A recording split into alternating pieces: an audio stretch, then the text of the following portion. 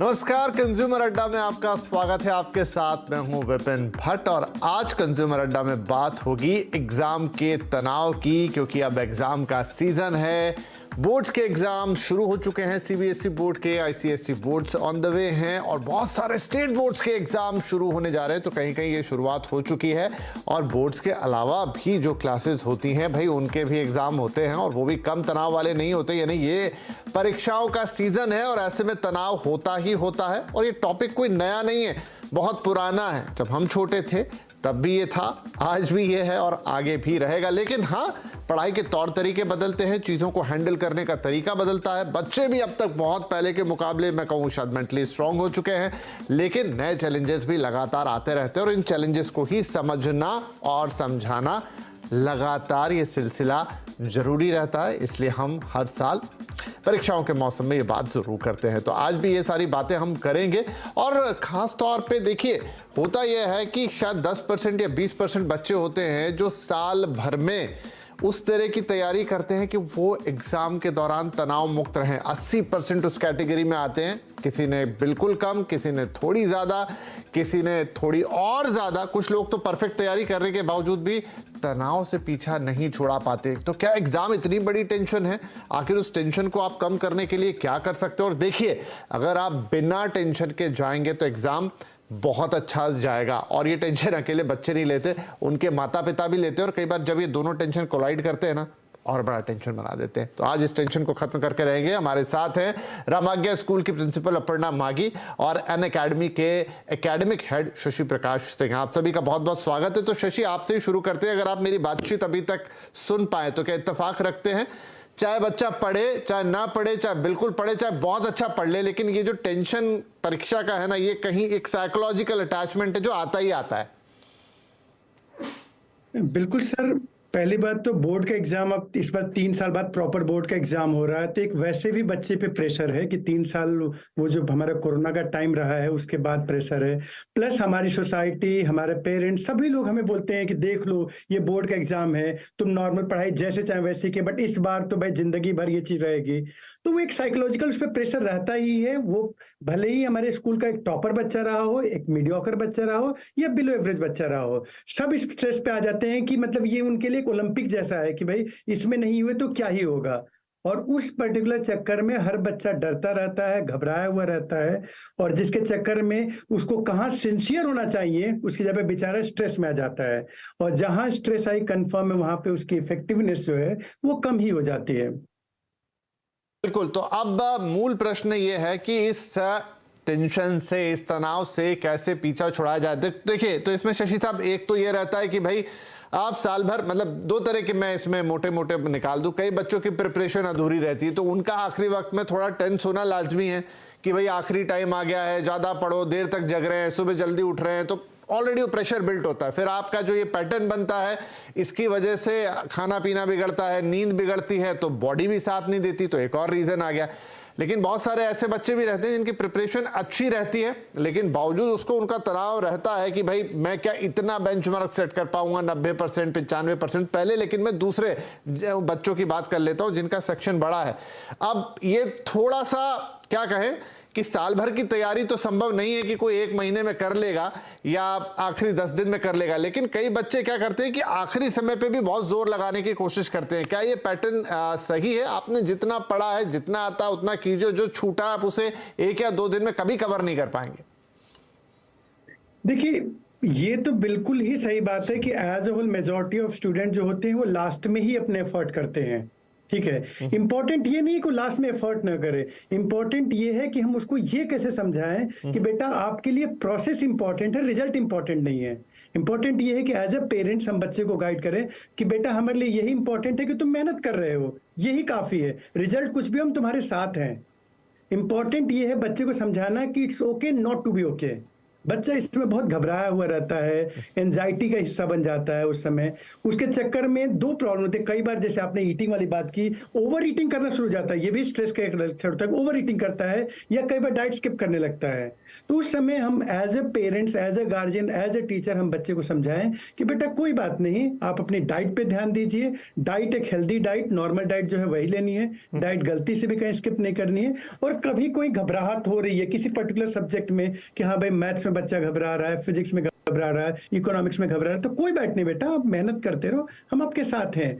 ये कोई रेस नहीं चल रहा है कि तुम्हें गोल्ड मेडल ही लाना है। इंपॉर्टेंट ये है कि आप अपने नॉलेज को इंप्रूव कर रहे हो। लास्ट में कर रहे हो तो ठीक है, एफर्ट करते रहो, बट बहुत ज्यादा स्ट्रेस लेने की जरूरत नहीं है।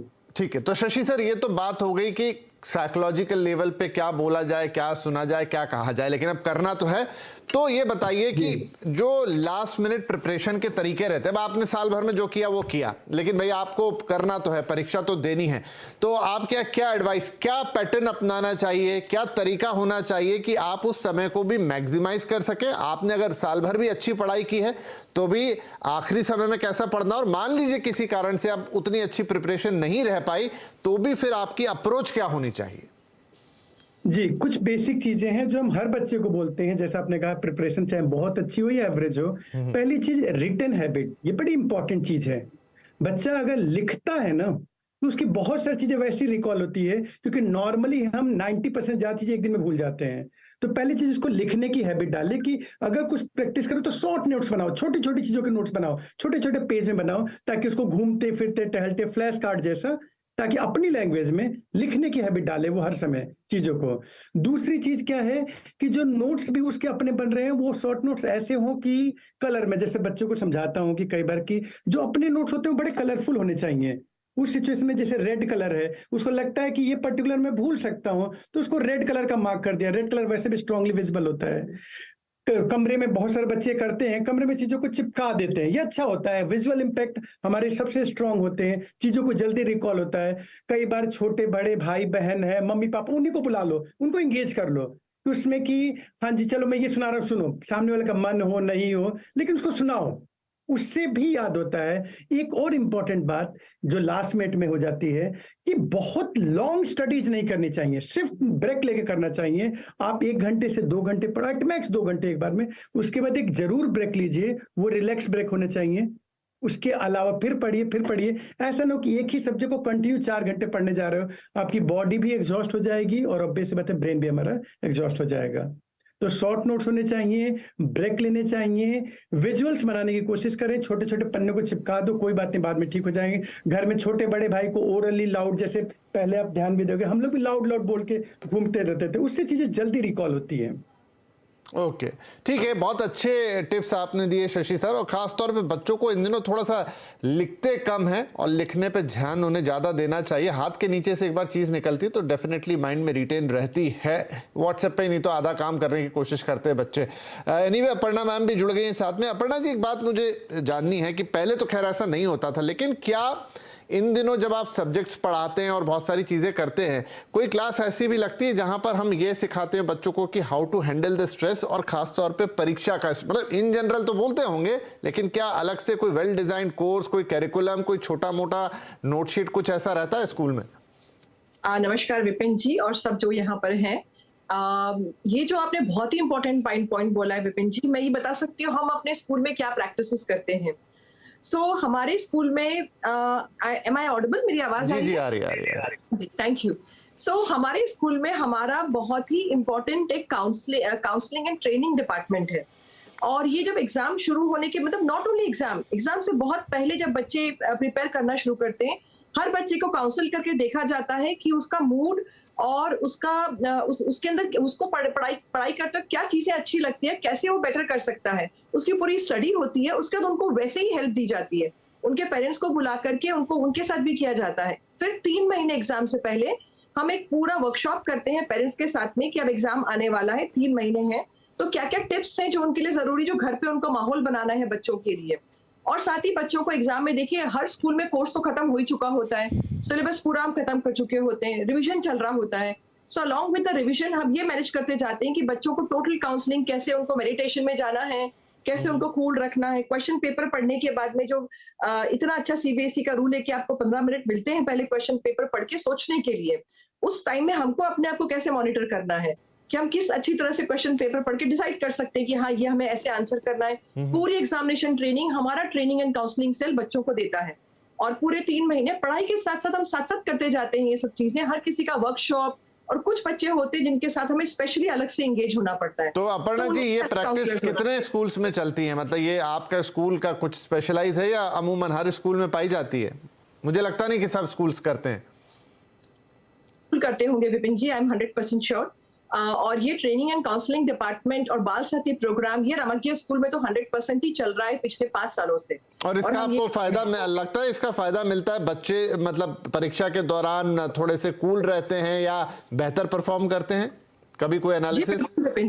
जी बिल्कुल विपिन जी, हमने इस पे रिसर्च भी किया, हमने इस पे पेपर्स भी तैयार किए, और अपने बच्चों का परफॉर्मेंस देखकर भी देखा कि हमें क्या फर्क दिख रहा है। इसी से सीख करके हम अगली बार उससे बेहतर करने की कोशिश करते हैं कि हम यहाँ पे चूक गए थे, शायद इस बार उसको हम बेटर करते हैं। चलिए, तो और जिन स्कूलों में ये प्रोग्राम नहीं है उनको भी इस तरह के प्रोग्राम, भले ये एक छोटे से हों, साल में 2 बार हों, 3 बार हों, लेकिन इसका भी बच्चों को एक समझाइश होनी चाहिए कि उन्हें कंपटीशन की तैयारी तो करनी है, लेकिन जब वो रेस में भाग रहे हैं, पेपर लिख रहे हैं, तो उसे हैंडल कैसे करना है उस तनाव को।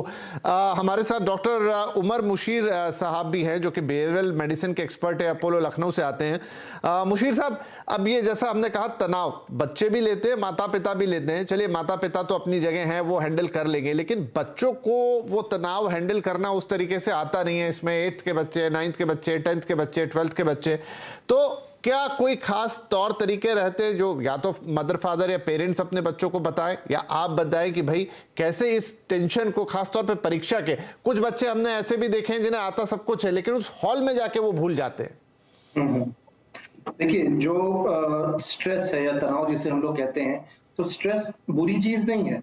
स्ट्रेस हमको थोड़ा सा प्रेरित करती है कि हम थोड़ा सा आगे बढ़ें, थोड़ा सा लोगों के साथ अपने आप को compete करें।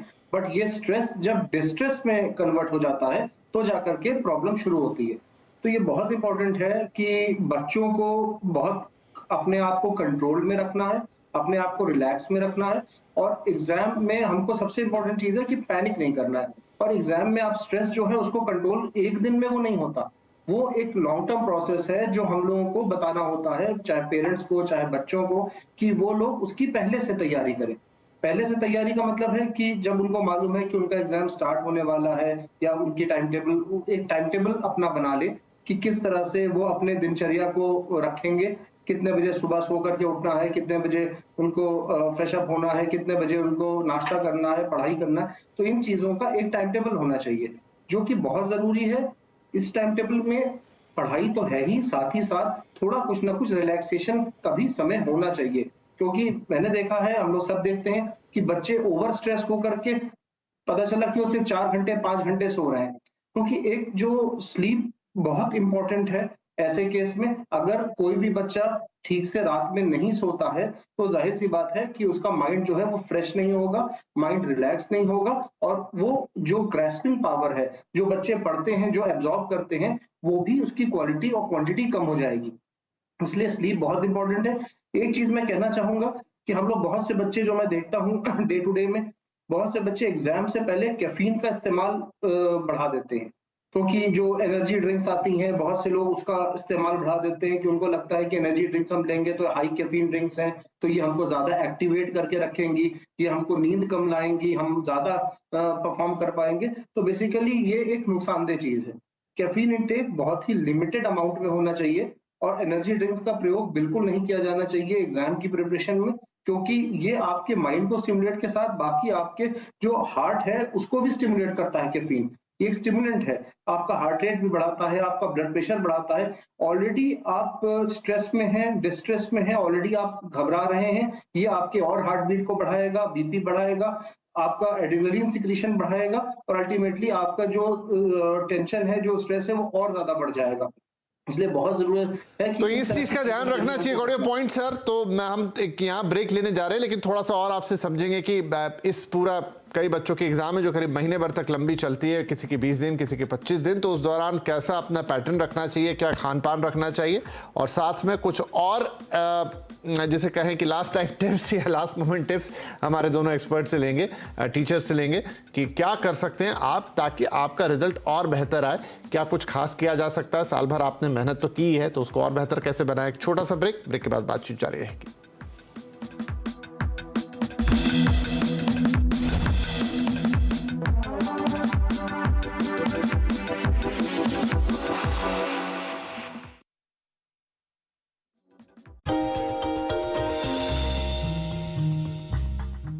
डू यू नो में आज हम बातचीत करने वाले हैं देश की one of the largest commercial vehicle manufacturer M&M के बारे में, महिंद्रा एंड महिंद्रा। दरअसल इसकी शुरुआत जो हुई थी वो JC, KC और गुलाम मोहम्मद साहब की तरफ से शुरुआत की गई थी। तो इस कंपनी का नाम था महिंद्रा एंड मोहम्मद। शुरुआत में तो एक स्टील कंपनी के तौर पर इसकी शुरुआत हुई थी, लेकिन धीरे धीरे जब पार्टीशन हुआ तो गुलाम मोहम्मद साहब इस कंपनी से बाहर गए और वो पाकिस्तान के पहले वित्त मंत्री के तौर पर शुमार हुए, और फिर JC, KC की तरफ से इस कंपनी को फर्दर कैरी फॉरवर्ड किया गया और इसका नाम भी बदलकर महिंद्रा एंड महिंद्रा किया गया। बहुत गौरतलब बात यह भी है कि सन 2000 में भारत को जब पहली SUV मिली थी तो महिंद्रा एंड महिंद्रा की तरफ से ही आई थी। स्कॉर्पियो उसका नाम था। और एक और बहुत ही इंटरेस्टिंग फैक्ट यह है कि महिंद्रा एंड महिंद्रा अपना एक खुद का म्यूजियम भी चलाता है, जिसको वो आमतौर पे म्यूजियम ऑफ लिविंग हिस्ट्री के तौर पे जाना जाता है। वहाँ पर कई सारे पुराने ऑटोमोबाइल से रिलेटेड या महिंद्रा की हिस्ट्री से रिलेटेड इंटरेस्टिंग चीज़ें भी आपको वहाँ पे मिलेंगी। तो ऐसे कई सारे फैक्ट M&M से रिलेटेड हैं। ऐसे ही कुछ और फैक्ट लेकर हम आगे भी आते रहेंगे।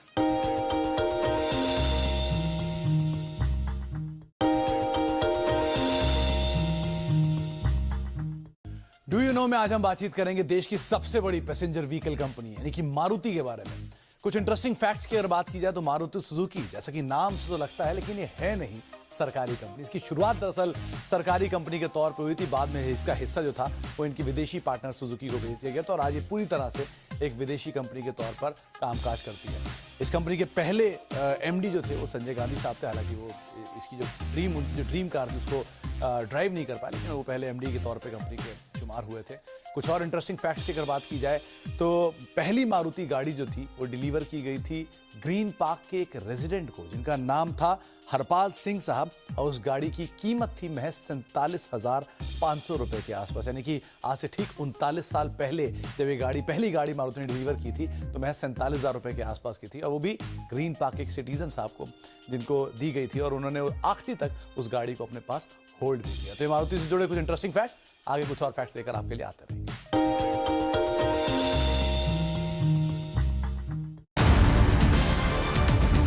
CNBC आवाज है बजट का असली डेस्टिनेशन। CNBC आवाज की बजट मेगा कवरेज का YouTube पर दबदबा। बजट के दिन YouTube पर मिले अपने कॉम्पिटिटर्स से 169% ज्यादा व्यूज। बजट के दौरान मिले आपके बेशुमार प्यार और विश्वास के लिए बहुत बहुत शुक्रिया। देखते रहिए CNBC आवाज, आपके मुनाफे की बात।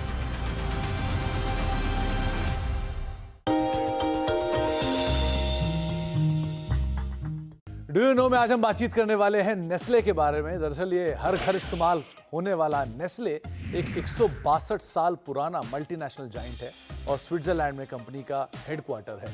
ये कंपनी की कुछ इंटरेस्टिंग नंबर्स के साथ अगर हम बात करें तो उसमें 400 फैक्ट्रीज हैं, करीब 197 देशों में इनके ऑपरेशंस हैं, जिसमें 86 कंट्रीज के अंदर इनकी फैक्ट्रीज हैं और 2000 से ज़्यादा प्रोडक्ट्स नेस्ले बनाता है। इसका जो पहला प्रोडक्ट था वो फरीन लैक्टी के नाम से था, जो कि कंडेंस्ड मिल्क था, जो छोटे बच्चों को दिया जाता है। लेकिन वहाँ से जो नेस्ले का सफ़र है वो कुछ इस तरह से है कि वहाँ से शुरू किया हुआ नेस्ले आज कॉफ़ी में, बॉटल्ड वाटर में, मिल्क शेक में, ब्रेकफास्ट सीरियल्स में, इसके अलावा चॉकलेट में, हेल्थ केयर में, आइसक्रीम में, इंटरेस्टिंग चीज़ पेट फूड में और साथ साथ फार्मास्यूटिकल में भी अवेलेबल है। और कुछ अगर इंटरेस्टिंग नंबर्स की बात किया तो लॉरियल जो कि एक जाइंट कंपनी है ब्यूटी प्रोडक्ट्स की, उसमें भी नेस्ले का एक सब्सटेंशियल स्टेक है और साथ साथ ग्लोबल मार्केट में नेस्ले 20% मार्केट शेयर ओन करता है। यानी कि दुनिया की कुल आबादी का 20% हिस्सा जो है वो नेस्ले की कॉफ़ी पीता है। तो कुछ इंटरेस्टिंग फैक्ट नेस्ले से रिलेटेड, आगे भी कुछ और फैक्ट लेकर आते रहेंगे।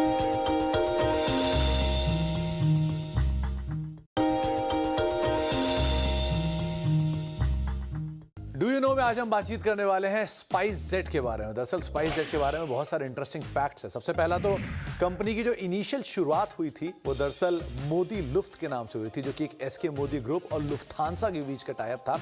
बाद में इस कंपनी का जो AOC सर्टिफिकेट है, यानी कि एयर ऑपरेटर सर्टिफिकेट है, वो सर्टिफिकेट मिला अजय सिंह साहब को और उन्होंने इस कंपनी की शुरुआत की स्पाइस जेट के नाम से।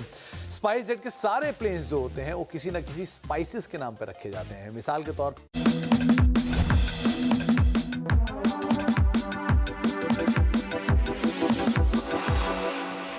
Welcome back. एग्जाम के तनाव को कैसे करें कम, इसी पर बातचीत हमारी जारी है और हमारे एक्सपर्ट भी हमारे साथ। अब क्विकली जवाब चाहूंगा आप लोगों से क्योंकि समय रहेगा थोड़ा सा कम। तो अपर्णा मैम ये बताएं कि बच्चे कैसे मैक्सिमाइज कर सकते हैं अपने परीक्षा के दौरान। कुछ हमने शशि सर से भी टिप्स लिए थे, लेकिन मैं आपसे भी समझना चाहूंगा और थोड़ा शॉर्ट रखिएगा।